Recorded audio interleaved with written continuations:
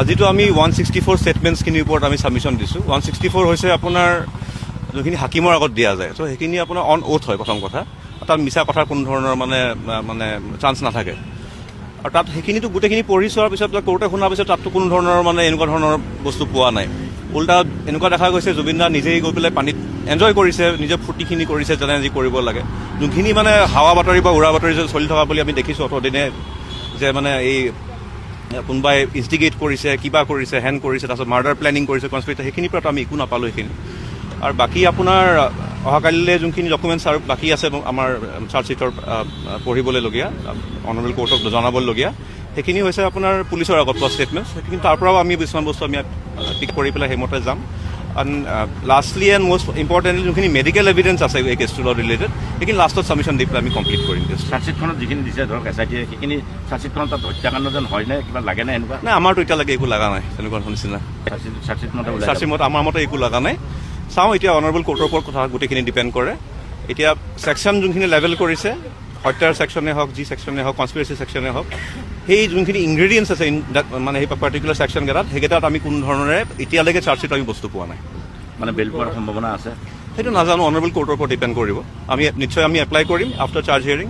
যদি সেইমতে honourable কোৰ্টে allow কৰে, বেইল পাব। নহয় চাওক, ফেক্টছ বহুতখিনি আছে, কিন্তু ফেক্টছে সেই ইনগ্ৰেডিয়েণ্টছ বুলি কৈছোঁ। আমাৰ ছেকশ্যন এটা ইনগ্ৰেডিয়েণ্টছ আছে, আমুকটা ছেকশ্যনৰ কিছুমান কাম থাকে, কিছুমান কথা থাকে, সেইখিনি ছাপৰ্ট কৰা নাই। চ' সেইখিনি ওপৰতে আমাৰ ছাবমিশ্যন হৈ আছে এতিয়ালৈকে।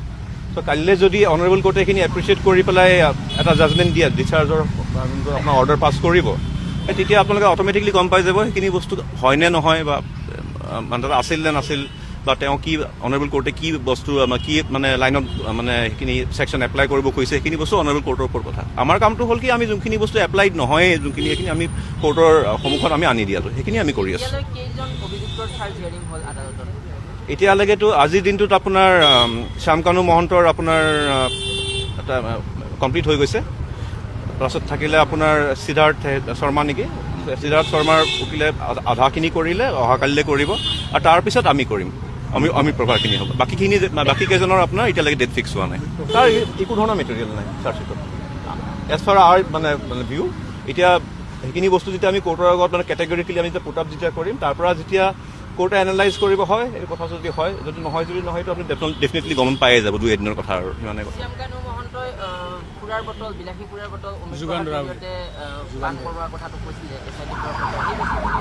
সেই বটল চটল সেইবোৰ ধৰণৰ কোনো ধৰণৰ বস্তু কোৰ্টত নাই। ত' বটল ক'ৰ পৰা আহিলে, কেনেকৈ ক'ত বনালে ষ্টৰীত, এইটো বহুত ধৰণৰ বেলেগ বেলেগ বস্তু আহি পৰে। এইখিনি চব বনোৱা কথা বুলি মই কৈছোঁ আপোনাক। এইটো